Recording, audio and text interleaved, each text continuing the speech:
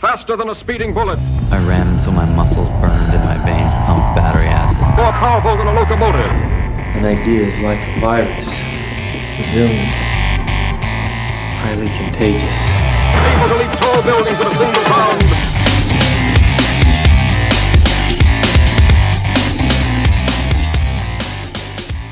Hey guys, Jared Moon here from the Better Humanology podcast, and today I have an amazing interview for you. It is with Dr. Tommy Wood, and we talk about a lot of different things, and I had an absolute blast speaking to him every minute of the podcast, things that we dive into, how to choose a proper multivitamin. He has a quote that I kind of hold him to, and I want to get his story. He says, diet and a holistic approach to lifestyle should form the basis of a treatment of systematic disease. He talks about why he did that, how it worked in his family, and why he's so passionate about what he's passionate about. But we cover so many different topics, from biochemistry to ketosis, intermittent fasting, why athletes should be eating more carbohydrates and calories, so many different things, your gut health. We hit on a lot of different topics, and I would actually recommend sitting down and taking some notes on this podcast or bookmarking it, because he has so much great information, so much so that I definitely am going to have him back on the podcast where we can dive a little bit deeper on each one of these different topics that we talked about today. But you guys are going to absolutely love this one. He's also an athlete. I think that's why he has, on top of his academic background, being a doctor, like, he also has this huge athletic background, and it just provided for such great, useful, tactical, amazing information. So without any further ado, let's talk to Dr. Tommy Wood. All right, Tommy, I'm super pumped to have you on the Better Humanology podcast, man. Thank you so much for joining me today. Thank you for inviting me. Yeah, that's I'm excited to get into this one. You have a pretty awesome background, and also a rower, strength coach, all this cool stuff, and we'll get into that. But everyone knows that we start with our challenges. So can we get started with a fitness challenge today? Yeah, sure. So my fitness challenge comes actually from a full training program cycle, and I know people who know you, Jared, will know that one of your things is sticking to a freaking program. So, if you want to do the full program, I think it's great. It's Spencer Arnold's 7-13 squat cycle, if you've heard of that. And it's basically a combination of front squats and back squats for 8 weeks. But if you want to do just one workout from it, which is the real sort of fitness challenge, it's 4 sets of seven reps, 70% of your front squat max, and then go straight into 13 reps of back squats right afterwards. So just put the weight back in the rack, do 13 back squats, 4 sets of that. That's a great fitness challenge. I think you'll enjoy it. That sounds pretty brutal. Maybe I'll give that one a try today. That's awesome. All right, and how about a mental toughness challenge? I could see that one being a mental toughness challenge as well. Yeah, it can be. So my mental toughness challenge is maybe a little bit slightly different, and it comes from some work. A friend of mine called James Hewitt, he works for a company that I consult for, and he's done some great research on multitasking. And everybody talks about multitasking, being able to do all this stuff, gets more stuff done in more time, and actually that's not true. So the research really shows that it creates like decision fatigue, it reduces cognitive capacity. So my mental toughness challenge is don't multitask, right? So really focus on one thing at a time for whatever it is, a given time you need to achieve it, and then give yourself some real downtime. So go for a walk, meditate, don't listen to a podcast, no social media or anything like that. So we talk about gears, right? So if you always trained at like lactate threshold, right? You were just always pushing, say on the rowing machine or something like that, you just be crushed the whole time. But you also need to do some light recovery stuff, so some low gear stuff and some high gear stuff. So it could be weights or sprints or something like that. So work is the same.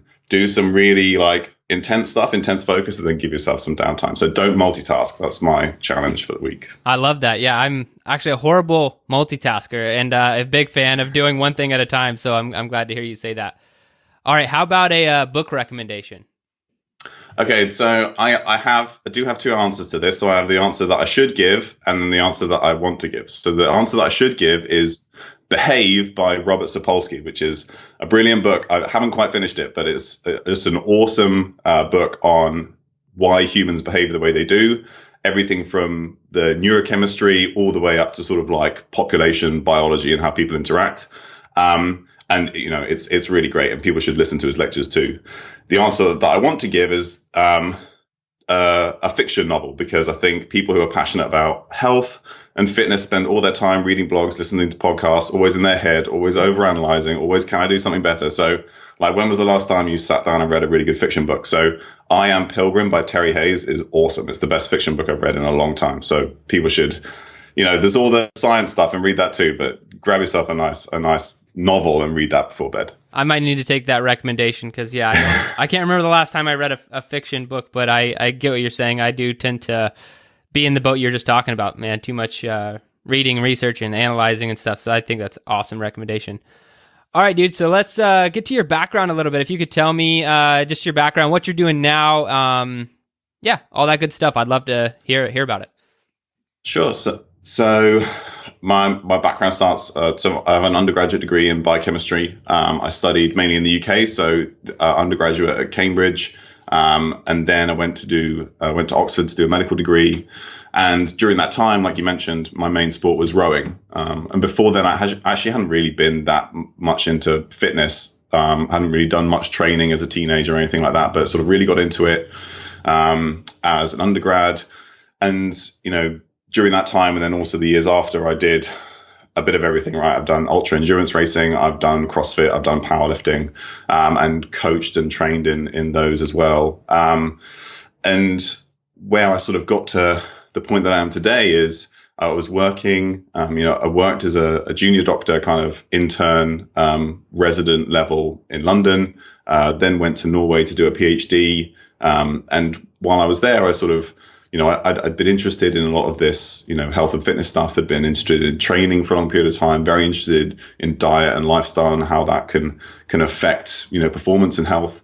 And so then when I started my PhD, I had time, access to PubMed, time to sit down, started writing a blog, started a podcast, and eventually just started, connecting with people, starting to speak at conferences about stuff that I thought was interesting. And it was usually trying to be slightly contrary. So I think I got invited to speak at a paleo podcast, and I gave a talk about why beans and grains aren't actually that bad, just to sort of like get people, thinking a little bit differently.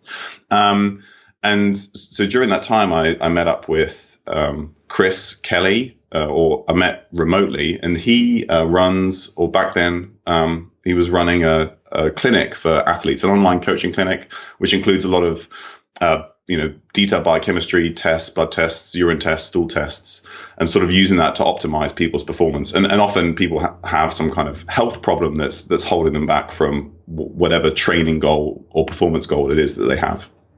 And then towards the end of my PhD, he sort of brought me on board as part of the company. So I'm now chief medical officer, and that's kind of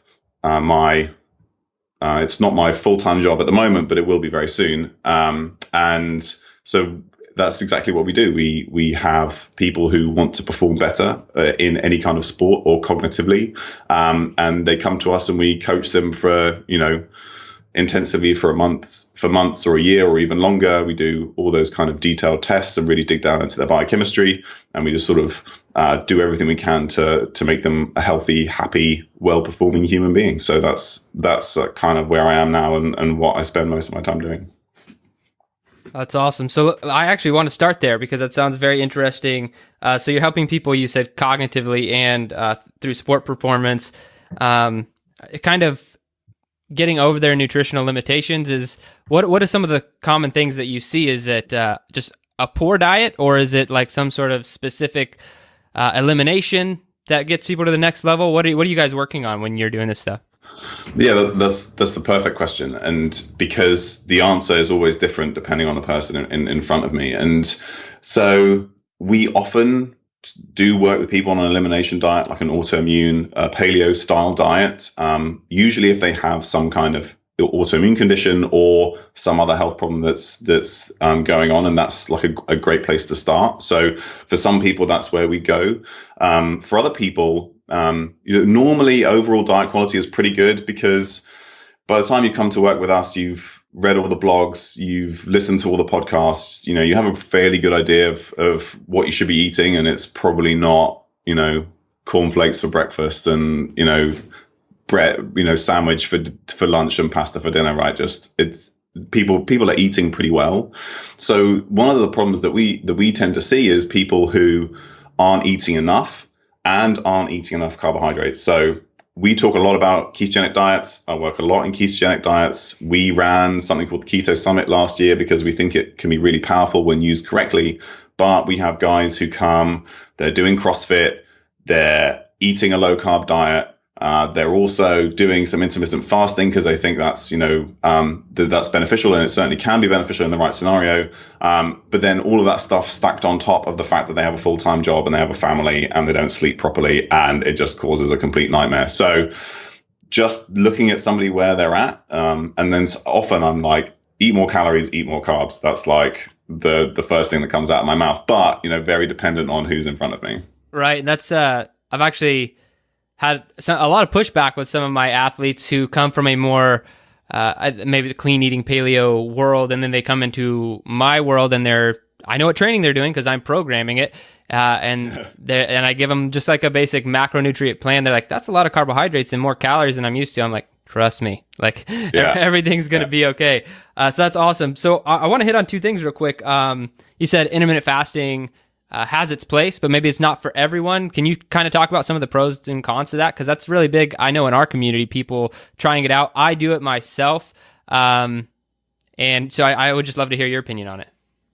Yeah. And so it's become really big recently, right? And intermittent fasting, time restricted eating is a subset of that. So, just like restricting your feeding window to 8, 10, 12 hours a day, just not making sure you're not eating all the time. And I think that is really important. There's some great data on just people who eat continuously, eat late into the night. It's associated with weight gain and poor metabolic health.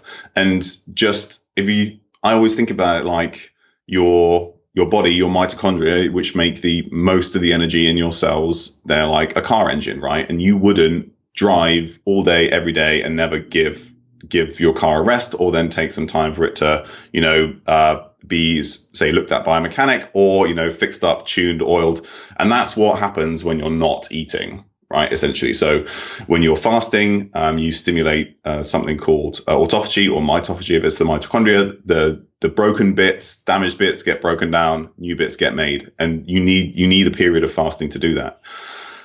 However, actually aerobic exercise stimulates that process faster than fasting does. So if you're somebody who's doing a good amount of aerobic exercise, you'll get those benefits. We call it fasting and fast forward. And there's some good studies there. You can fast overnight. You don't really have much autophagy going. But then if you did like a fasted aerobic workout, then you really get that process going. So that's a place where I like to see it instituted. So if people are trying to maximize their metabolic flexibility, right, being able to use the right fuel at the right time, which includes carbs at the right time, but you could do something like sleep low training, which is you do some glycogen depleting exercise in the evening, so some high intensity sprints, something like that. Then you eat like a low carb dinner. You fast the next morning, then you do some fasted aerobic exercise training, and you've essentially ticked all those boxes, you've used all those pathways, and then after that period of, if you do like a fasted training, like some low level aerobic for an hour, then you can replenish with some carbs, but you've been sort of carb depleted and fasted, and you've activated those pathways, but you haven't really stressed the body too much because it's only been over a short period of time. So particularly for somebody who's training hard, working hard, that's where I kind of like to use it. If somebody on the other side has metabolic disease, obesity, diabetes, longer periods of fasting, alternate day fasting, so not eating every 24 hours, that stuff is really great. But if you're like a hard charging athlete, it just at some point you're in too much of a caloric deficit and the wheels start to come off. Right. Yeah, and I should clarify what I do is time restricted feeding. What's funny is I know all the benefits that you were talking about. The only reason I actually do it is where I can supplement with either ketones or BHB in the morning in a fasted state, and my brain's just like on fire for a good 3 to 4 hours. That's the only real reason I do it, so I can like hammer out massive amounts of work. What's your take on that? Is that a detriment, or is it okay? No. So that's fine. So I do the same. If I can keep my eating to like 10 hours during the day, I think that's great. I don't have a specific performance goal. I just like to train to feel good and look good. So, I don't really worry about that too much. And I've got to the point now where I can pull back if I need to in terms of like how hard I'm charging or, in terms of my diet. So that makes it easier for me. In terms of the ketones, I know you've had some guys talking about this recently, and we can dig down into all of the like biochemistry or whatever if you want, but the ketone salts particularly, so they're the ones that are easily available now. And there have been, as far as I know, there have been 2 studies on ketone salts and performance, and they showed no improvement in performance. In one of them, they saw a decrease in performance, and this is in high intensity cycling, so like 4-minute cycling sprints, that kind of time period. So, I think they certainly have their place. And I know of another study that's been done. It hasn't been published, and they use like a combination caffeine ketone salt. And maybe saw some benefits, but to be honest, it probably wasn't to do with the ketones. It was probably to do with the caffeine. So, right. at least the data that exists so far doesn't make me very excited about ketone salts. The ketone esters, on the other hand, I am excited about. I know the researchers who are doing that stuff. We communicate fairly frequently, and I think that could be some good stuff. But the salts so far have been underwhelming.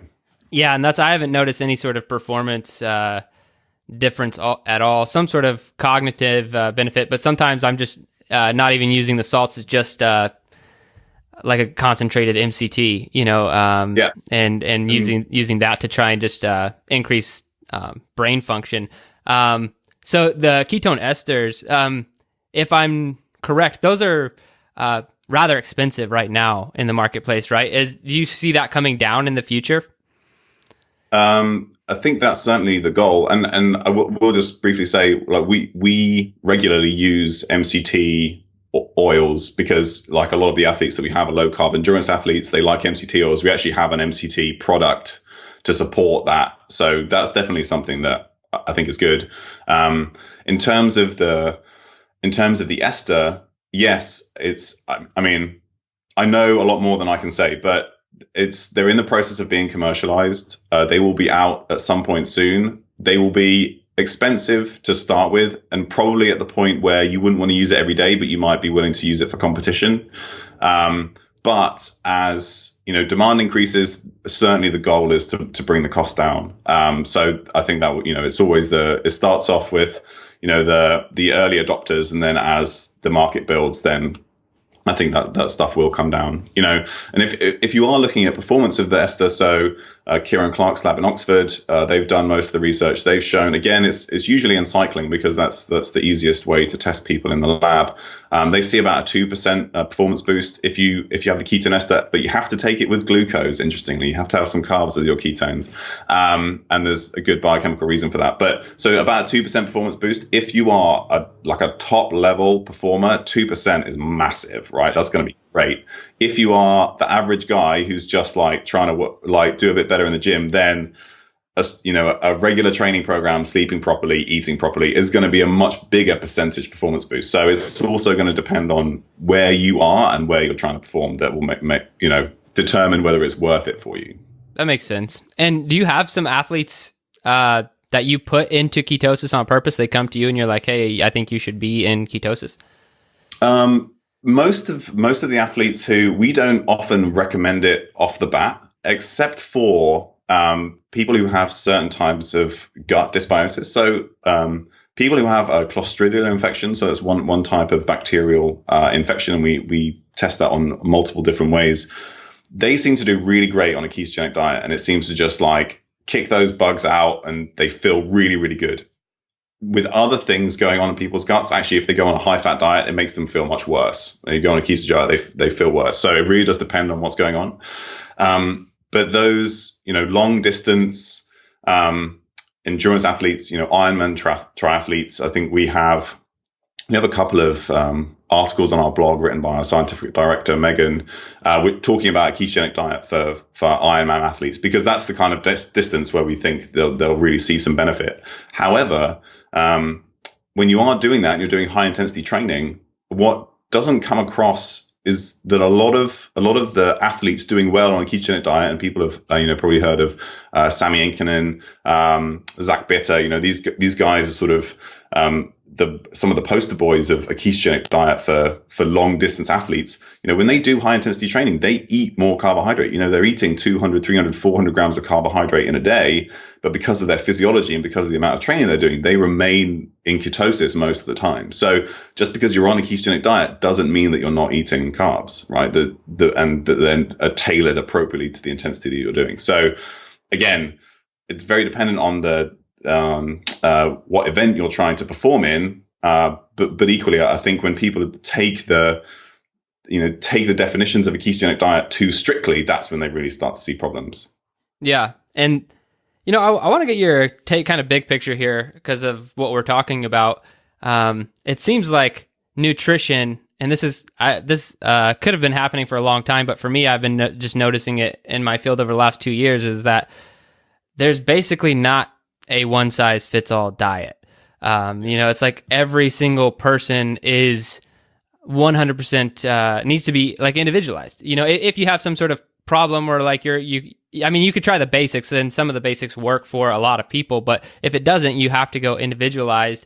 Why do you think that is? Do you think people just break their metabolic system early on and like need some, a special worker to come out with the hammers and shovels and fix them? Or why do you think that individuals vary so much? And I know you probably don't have the exact answer to that question, more theoretical, but I'd love to get your thoughts on it. Yeah, I think, we can bring a lot of it back to genetics, but I think that people are looking at the moment, they're over-interpreting genetics in terms of how then you should eat, because I don't think we understand that as well as we would like to, and that's certainly coming. But people who if we think about the diet that most people are eating, high in refined carbohydrates, high in refined seed oils, a good amount of soy and some stuff in there, and then there's not really much else. That basically maybe some dairy that makes up like 70% of the calories are made up by corn, wheat, and soy in the Western diet. Like, how sad is that? And so when you're starting with that, and maybe the majority of your calories are coming from refined carbohydrates, if you look at where people live relative to the equator, the further you live, the further your ancestors lived from the equator, the fewer carbohydrates you had access to. So you are probably going to do better if you're of a Scandinavian, Northern European origin, like I am, and maybe you are too. We are probably going to do better on a lower carbohydrate style diet, and that automatically happens if you start to just eat real food. And I think that's what's going to work for most people, right? You don't even need to worry about macros that much, right? You just eat food that comes like as it came out of the ground, and then you cook it into some food. And that could be, that could be grains. If you get whole oats or whole barley and you put it in a soup, or you make porridge, that's great. That's very different from, what most people are eating most of the time. But even then, we are all to some degree deficient in some micronutrients, and we see that on our testing. You see it in population-based data, and that's just because the food just isn't as nutritious as we'd like it to be. We've depleted the soils. You can talk about all this other stuff. The nutrients just aren't coming in. So a basic, multivitamin is almost standard now. We just need it to cover our bases, and your metabolism doesn't work if you're missing those micronutrients. So all of that stuff together, and then depending on what's happened, there's some really interesting stuff that happens in the gut when you eat a typical Western diet, and that's something that people are really focusing on at the moment. And then, what you then have to end up with to try and reverse some of those problems isn't necessarily like the optimal diet for you in the long term, but maybe you need to be really strict for a period of time to sort of get over the hump, and that could be very low carb, it could be keto. For some people, I recommend they go the other way. They do like a low fat, plant-based, like vegan diet, because of the things that are going on. And then that sort of period of strictness kind of shifts you enough, and then you can go back to something that just looks more like a good amount of real food. But I think just what people are eating normally, and then the effects that it has, in terms of nutrient deficiencies, and then also in terms of metabolism, that just then means that, and everybody's environment is different, everybody's genetics is different. And then what happens when they're exposed to those things, how your body responds to that is different. And then, so what you need to kind of get you out of that is different from per think, and it should be the goal that everybody comes back to something that just looks like eating real food. That term is overused, but if you're using a specific diet to treat a disease, at some point you hope that you've reversed the disease, you've reversed the underlying causes, that then you can bring somebody back to a more well-rounded or whatever you'd like to call it diet. Sometimes you can't do that, but that probably should be the goal, right? Because then that tells you that you fix the disease. Okay, yeah. I have a few questions based off of all that. So I love all that information. But first thing I want to hit on is so eating real food, out of the ground, all that. How do you, since you are working with athletes, and you said one of the big problems that they come up with, lower carbohydrate, they struggle to get carbohydrates, struggle to get calories, and if you are eating real food, it can be a challenge to do both of those things. So is your advice to them normally like, hey, suck it up and just eat more of those things? Or do you have some tips and tricks that you give them to be able to increase their carbohydrate and caloric intake while eating clean? Yeah, that's a great question. And, sometimes it is so. Sometimes people struggle to eat more because it's this cognitive thing, right? And you often get it, particularly certain types of athletes, they sort of get that. It's essentially borderline eating disorder, disordered eating at least, right? They just the idea to eat more, they think they're going to gain weight. They think, and I understand that. Do you know what? I've been down that road. I spent a number of years thinking exactly like that. So I really get it. And it is hard, and it takes a long time to sort of work your way through that.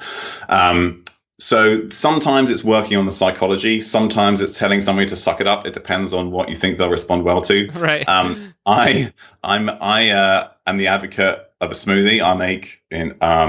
I often make a big smoothie in the morning, just like throw a load of stuff in there. You get some coconut milk, some fruit. I can easily get in 1,000 calories in a smoothie. Yeah. So that we recommend that to a number of people.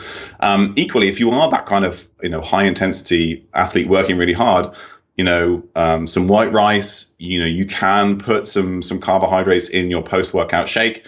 I'm not entirely against those more refined things. I just want to use them at the right time where your body is going to be most receptive to them. So if you need some stuff to sort of get those extra calories in and your body responds well to them, great. And usually if you're somebody who's been restricting for a long time, you'll notice the difference. It's just kind of that cognitive hurdle before you sort of get into it.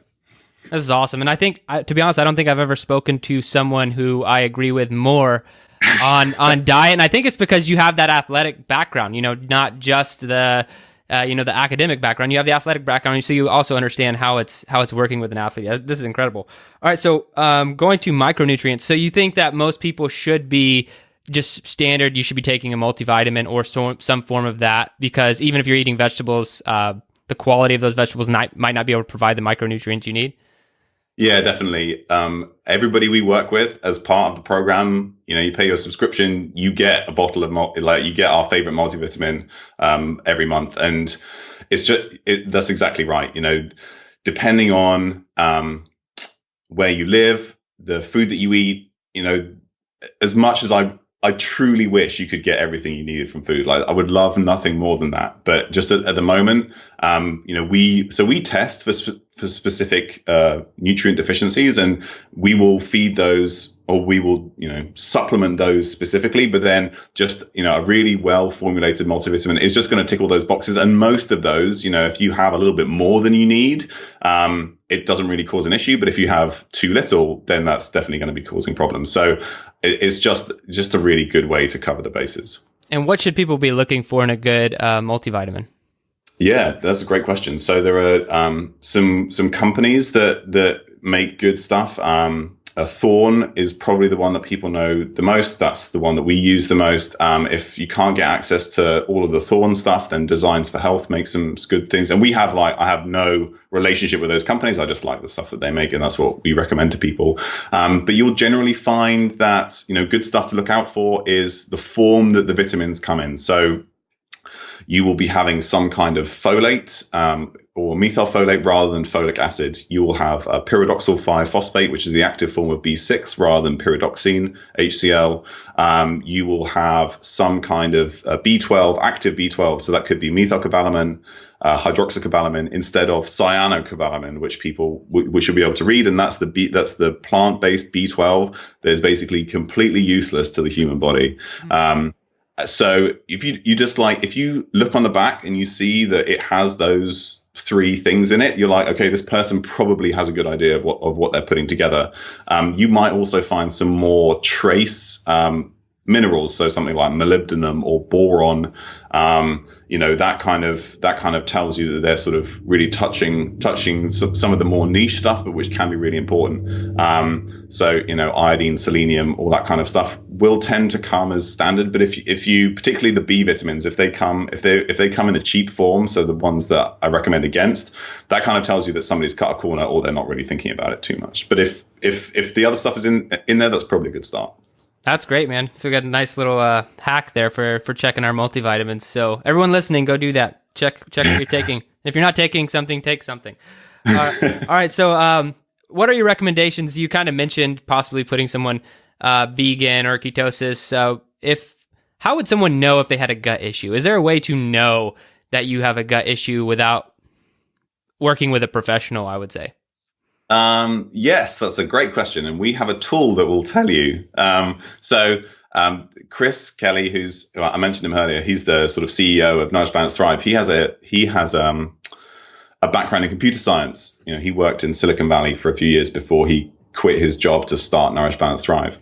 And, recently he's done a lot of work in machine learning. And we basically created a tool which we ask people subjective questions. So it's questions about like their mood, their sleep, digestion, sex drive, all that kind of stuff, and we then can predict what you might see if you did advanced biochemical tests. And the way that we can do this is that every athlete, so like 1,000+ athletes now that come through the door, they get the basic questionnaire because, which asks them about all those things, which is really good for us because it sort of gives us an idea of how they're feeling about things, but also, just an idea of some of their symptoms and stuff. And at the same time, they got the tests. So they got blood tests, they got stool tests, they got urine tests. And then with enough data, you feed that into a machine learning algorithm, and then it can identify what symptoms mean what and in what combination, and then it will predict what comes out on the other side. So you can do the tool. And so it's based on 800 athletes of data. It's been verified we withheld some of the data, right? So you want to make sure that it actually works. So we trained it on a subset of data. We then fed in other data we didn't use and then could see how accurate it is. And it's like, depending on what it is that we're predicting. And so gut dysbiosis, problems with blood sugar, problems with sex hormones, those kinds of things. It's like 90% on average accurate. So like it's actually, I was amazed at how good it was. Like I couldn't believe that it was actually that good. So people can come. So nbt.ai is the website, and you can just put in you fill in the questionnaire, and you might have an idea that you have some gut stuff that maybe some of your symptoms, but equally some of the things that predict something going on in the gut aren't necessarily associated with symptoms in the gut, and that's what's so good about the machine learning algorithm is it doesn't care about what we might think is important as humans. It just looks for patterns in the data. So you can try that. And then if it comes up that a gut issue is one of your things, then that gives you an idea that maybe that's something you need to work on. But otherwise, there might be something else that comes up, or maybe you're in great shape and you don't need to worry about it. That's awesome. That sounds like a really cool tool. I'm going to definitely try it out. And what are your first steps in? I'm guessing it depends on the gut issue, but what are your typical first steps in helping someone fix their gut? Yeah, so often multiple parts of it, but often we'll just like have a look at the diet, make sure there's not something in there that's irritating the gut. There are, so maybe that's someone will try an elimination diet. The common things, the common food allergens are obviously going to be the commonest causes. They tend to be wheat, eggs, dairy, and soy. Those are the 4 commonest food allergens. So maybe if that's something that might be an issue, we'll think about taking those out and then reintroducing them later to see how they see how they respond. And that's because those common food allergens, they can irritate the lining of the gut. And then when your gut starts to become unhappy, then basically that shifts the populations of bacteria you have in the gut, because of the way that basically the metabolism changes in your gut that supports different microbes. Basically, that's the short version. So we'll look at the diet. We will look at, we'll do a couple of stool tests and a urine test that look at different things.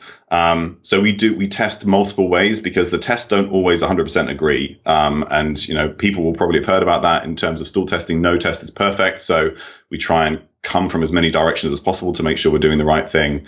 And then depending on what we find, we'll usually do some supplements or herbs. Most things can be done with, more of a natural type protocol. Some things, if you have like a really nasty parasite, which some people do, you can go and get a prescription from your doctor.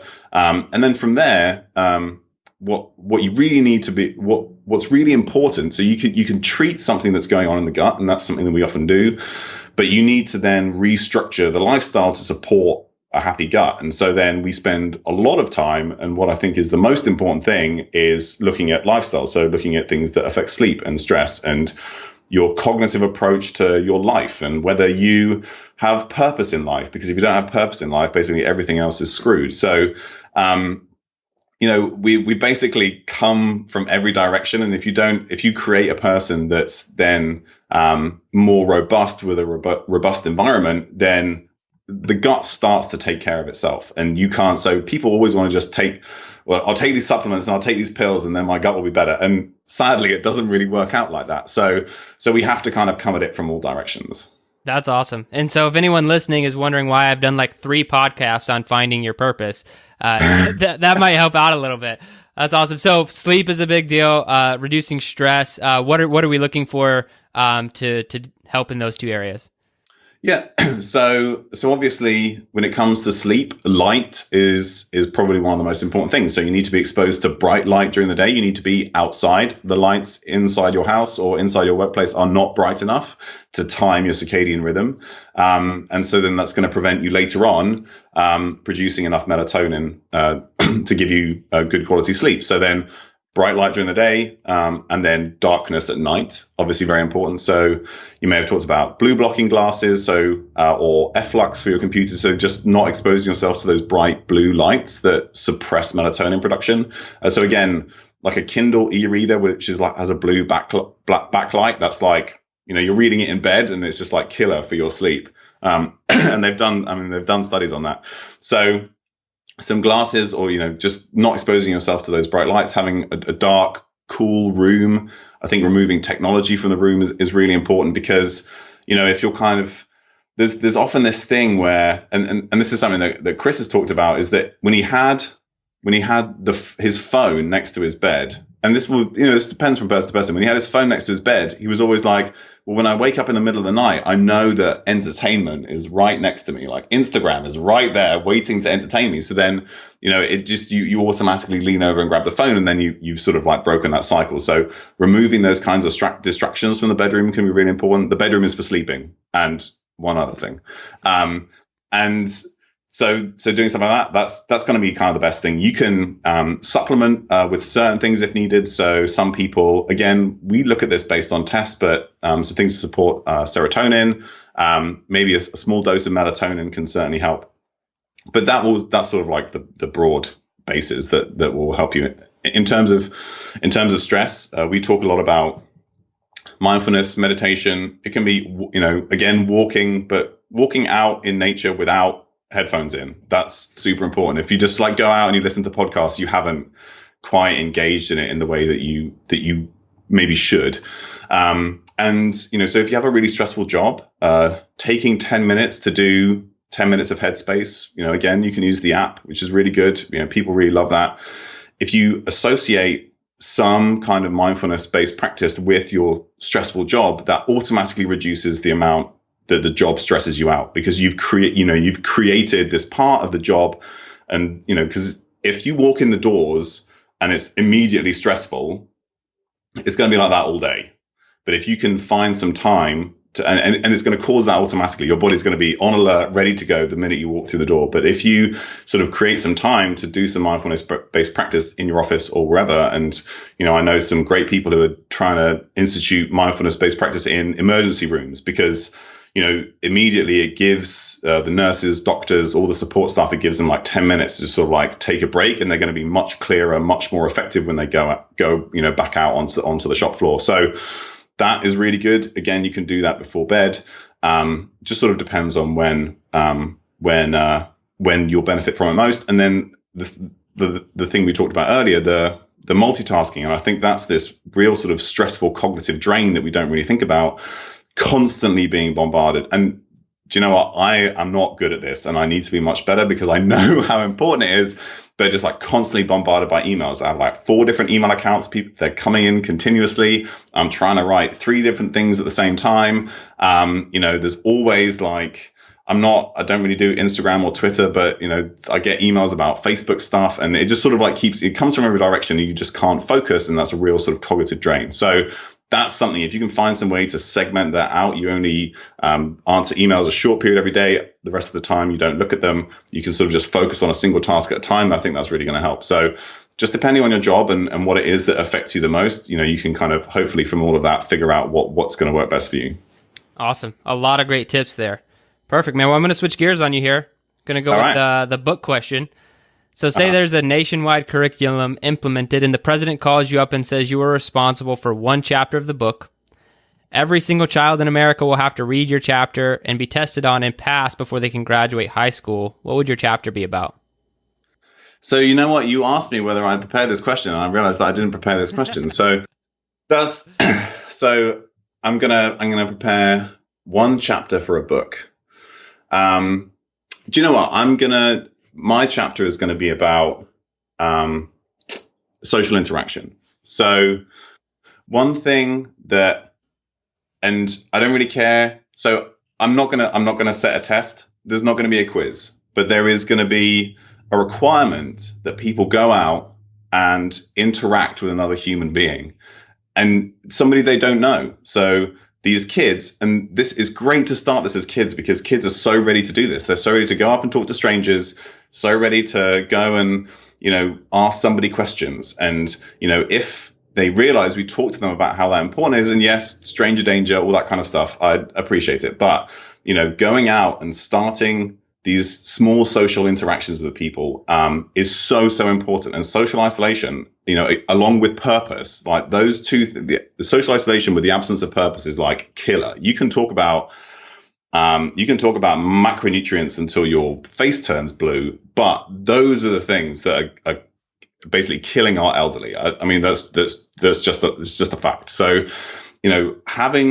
creating these, creating systems where people can go out and interact with other people, and that could be at the grocery store, it could be at the gym, and you just go out and you start a conversation, take the headphones out, look away from Instagram, and start to talk to people. If the chapter in my book could get people to do that more, I really think like we'd have so many more healthy, happy people. Adolescence, like the rise of mental health disorders in teenagers is incredible, and I'm certain of it, and the research is definitely coming out to support this, that they're just not connected. They're sat looking at Facebook, looking at Instagram. That is not social connection. I'm sorry. As much as you could have 4,000 friends on Facebook, literally that is not social connection. So going outside, playing, talking to people, that's what my chapter's about.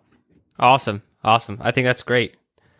All right, I was doing a little bit of research on you before the podcast, and there was a quote I think that you wrote. It was on your personal website, and so the quote, you said, "Diet and a holistic approach to lifestyle should form the basis of a treatment of systemic disease," and I think that's great.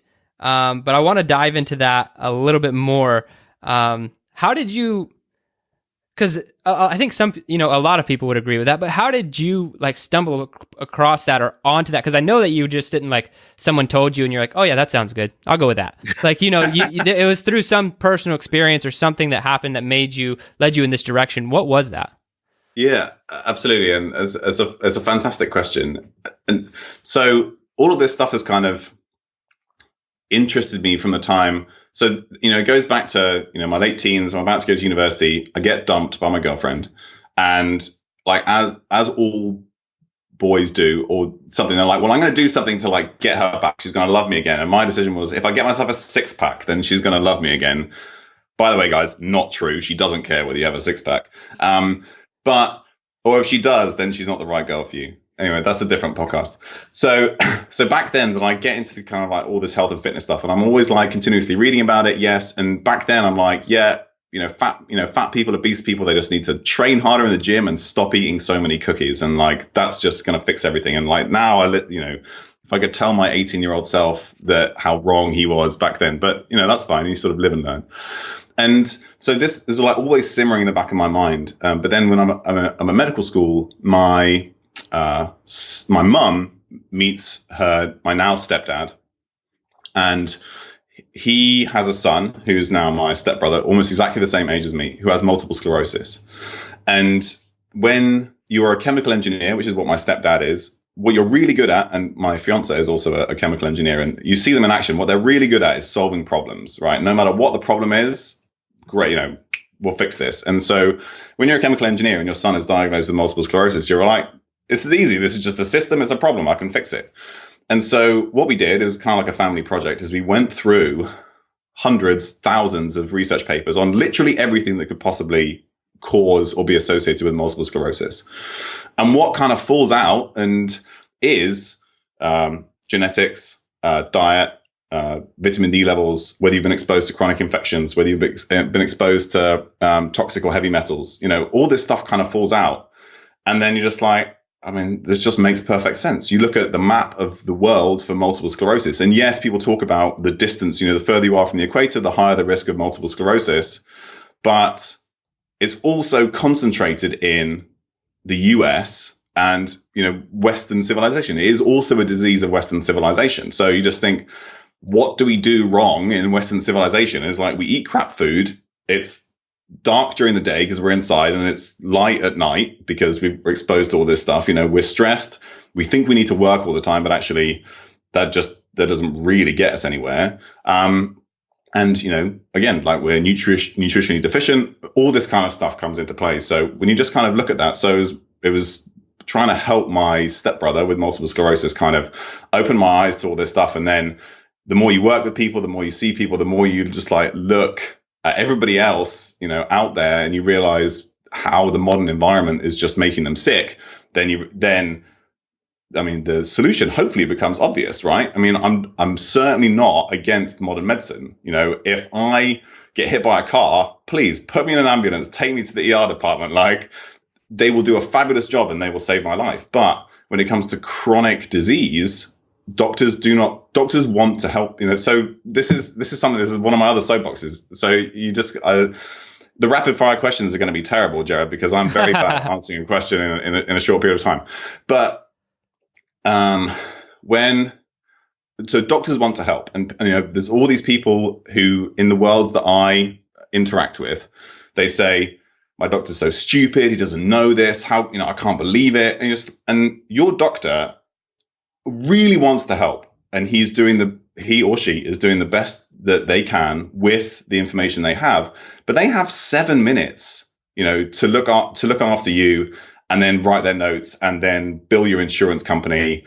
And they would love to be able to do all the stuff that I do when I have hours over months to work with somebody, but they just don't have the time. So please give them a break. Like, they really are doing the best they can. And if you start a conversation with them about something that you find interesting, some research that you have, something you'd like to try, almost all of them will be engaged, as long as you start the conversation as, I'd really like to talk about this. I find this really interesting. Would you help me? Rather than, you're an idiot. I can't believe you're telling me to take a statin because you think that LDL cholesterol causes heart disease.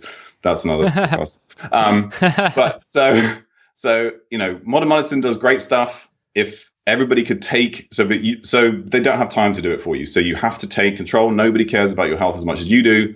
Lifestyle and diet is really what's going to fix most people. And so get started on that.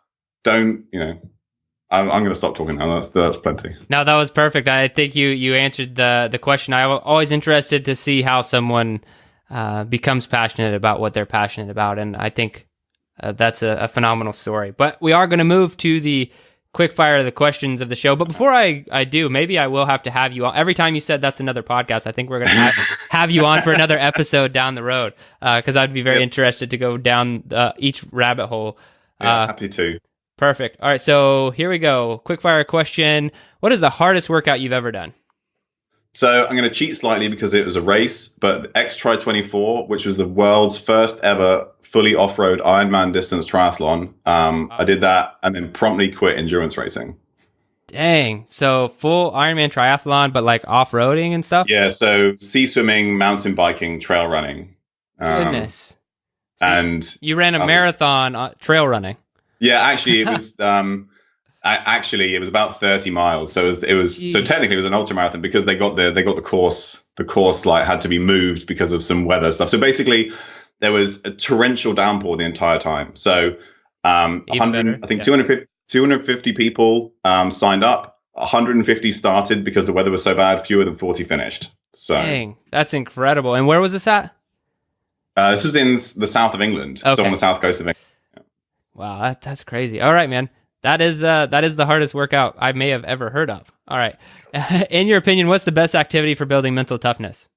So I think it's testing your knowledge. And I think that's really important because, for me personally, like I mentioned earlier, I thought I knew all the answers, right, in health and fitness, right? It was just eat less, move more, all that kind of stuff. But, when you start to like go out and interact with people, being told you're wrong is like the hardest thing to hear, but it's absolutely the best thing for you, right? And so going out there and testing your knowledge, and the way that I like to do this is by surrounding yourself by people or following people who have ideas that are different from yours. And there are a lot of people who in the health and fitness industry, they're kind of the experts and they operate in this echo chamber where, they say something and you realize somebody else has said this before, but they're not interacting with them.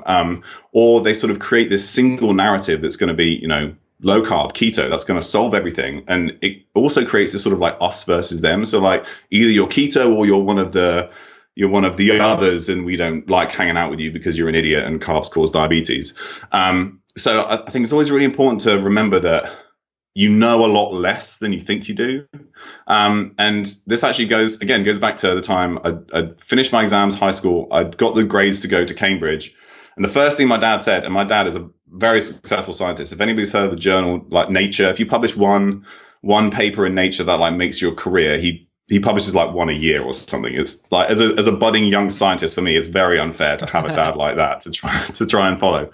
But the first thing he said to me wasn't like congratulations or well done or anything like that. He said, remember, this doesn't mean you actually know anything.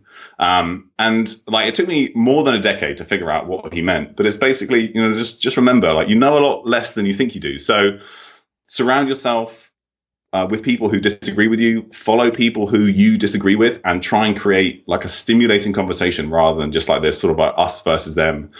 And like one of my favorite quotes, supposedly by an attorney called Dudley Field Malone, was, "I have never learned anything from any man who agreed with me." And I think that that's a really nice place. And I do have to apologize for the inherent sexism in that quote. It does say man.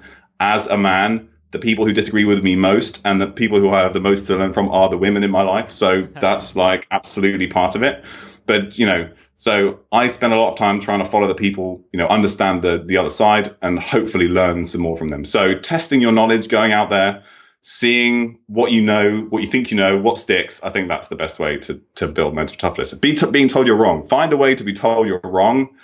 Great for mental toughness because it really sucks, but it's good for you. I think that's great, man. Maybe even, throw a podcast in your feed on veganism if you're paleo or something like that. I think that would be... because what you're talking about, that echo chamber, I don't have the data on it, but I would guess it's something like 90% of all podcast downloads probably come from 10% of the podcast. And, it's just a small group of people who are putting out all this. It doesn't matter if they're wrong or if they have any background or research. They are the most popular. And that's how, that's where everyone's getting their information. And so, I completely agree with that. it's so easy to get stuck in that, because like you go on Facebook, you follow the people you like, you follow the people on Twitter that you agree with. Twitter then recommends more people that you're already going to agree with, and then you just follow those people. So like with social media, it's so easy to just get like stuck in these little groups. But like hopefully, I mean, today we've talked about literally like 6 or 7 different like factions in health and wellness, but at the right time, each one definitely has some really good stuff to offer. So go out and find them. Awesome. If you could only have one piece of equipment to train with for the rest of your life, what would it be? So I've recently been building a home gym, and while that's out of or while I'm cleaning it and digging out and waiting for the equipment to arrive, I've been training with bands. So a set of blood flow restriction bands and some just a resistance like bands with handles that you can sort of like add on. You just add on extra bands, and then you can increase like the weight, if you want to call it that, the difficulty. And between them, like just a set of bands, there's some great data on that, again, for people recovering, to try and build muscle mass, people who are frail, want to do some exercise that, without like lifting heavy weights, worried about injuring themselves, which is a possibility if you haven't been training for a long time. Not your podcast listeners, but I'm very passionate about getting, older people up and moving. So bands, I've maintained all my strength, all my mass just with a set of blood flow restriction bands and some resistance bands. So I think that's what I would use. That's awesome. Yeah, we had a doctor of physical therapy come on the podcast and talk about blood flow restriction training. Man, that's incredible stuff. That's cool that you're doing it too. All right, I'm going to move to the question of the show. And also awesome that you're what we would call a garage gym athlete. So pumped about that. All right, man. So what is your best advice you have for becoming a better human? This is 100% open-ended. Yeah, so I've kind of stolen my own thunder because I put it into my book chapter. But my advice for becoming a better human is being the first person to say hello, going out and saying hello to people. And like I mentioned, I'm always very happy to dig down. I could give you 10 papers right now that would list the reasons why social interaction is so important, but just it has this amazing effect on our biology. So go out, say hello to people, be the first person to say hello. Nowadays you go out and you say hello to somebody, they look at you like, oh my God, you're crazy. What on earth? Why are you talking to me? So, take the headphones out, gym, grocery store, the hallways at work, smiling at somebody in the hallways at work, has an amazing effect both on them and on you. And, we talk about, so social interaction is really important. So, not being socially isolated, having a support network, a family, friends, very important. But you should also be interacting with just people randomly all the time, saying hello, asking how somebody's day is, giving them 5 minutes of your time to just sort of like create, you have this small interaction and then you disappear. Just like we're having a really nice interaction here. It'd be, I'd love it if we were outside barefoot and in the sunshine, and like together, but that's fine. I think we're sort of like doing the best that we can, depending on based on where we are. So things like that, I think are really important. So go out and do that and be nice to people. The benefit of being nice is incredible. And if somebody's upset with you, angry at you, if you're nice back and apologetic, it breaks the tension immediately. And just like the things that you get by going out and just being nice. I mean, it sounds kind of really wishy-washy, but I've seen it so many times in my career. It really helped me when I was working as a doctor on the wards. The nurses are the real guys who do all the work. Like the doctor just comes in, is there for 10 or 15 minutes max, does something, recommends something, and then disappears. Maybe sees the patient again like the next day or 2 days later. The nurses are there working all the time. If you're nice, being nice to the nurses, and which sounds sensible, but not everybody does it. Right. Just creates this amazing team, like this amazing team spirit, and like the patient can definitely feel that and will get better. I once had like a patient mention to me that they always knew that I was on the ward because they could hear me laughing. So like just go in there, and it wasn't my intention. It's just who I am. So go in, say hello to people, be nice to people. You'd be amazing what will happen. That's awesome, man. All right. So I am sure that people are going to want to check out more of your stuff. So what is the best place for people to learn about you and what you're doing? So the best place is definitely Nourish Balance Thrive. So go to nourishbalancethrive.com. Go if you want to try out the tool, nbt.ai. is where you can do the analysis. And then depending on what comes up, you'll get some links to podcasts and videos and articles and stuff that we've done. I also have like an email series, highlights email series that sort of gives you one thing you can implement into your week that will improve your health, one like different perspective, something that's out there in the world that we don't quite agree with based on like biochemistry and physiology, and then just like one awesome thing, which is often like a great podcast or another great practitioner doing cool stuff. So you can go to nourishbalanceThrive.com/highlights, sign up for that. I've been told it's one of the emails that, everybody wants to send you an email, right? But I do feel like it's kind of good. So definitely try that out. And please give me feedback. If you think that I'm just talking nonsense, I would love to hear it. I'd love you to tell me that I'm wrong, and then I can be better afterwards. So any combination of those is a great place to start. Awesome. Definitely check it out. And we'll link to all of that in the show notes. Man, it's been a blast talking to you over the last hour. I really appreciate your time. Thank you so much for being on the show. Oh, thank you for inviting me. It's been great.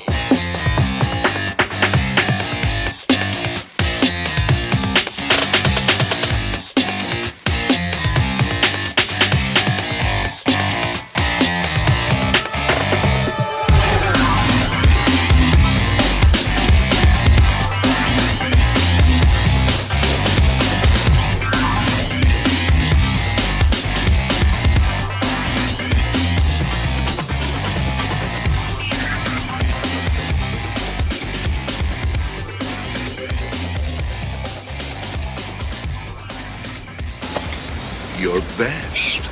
Losers always whine about their best.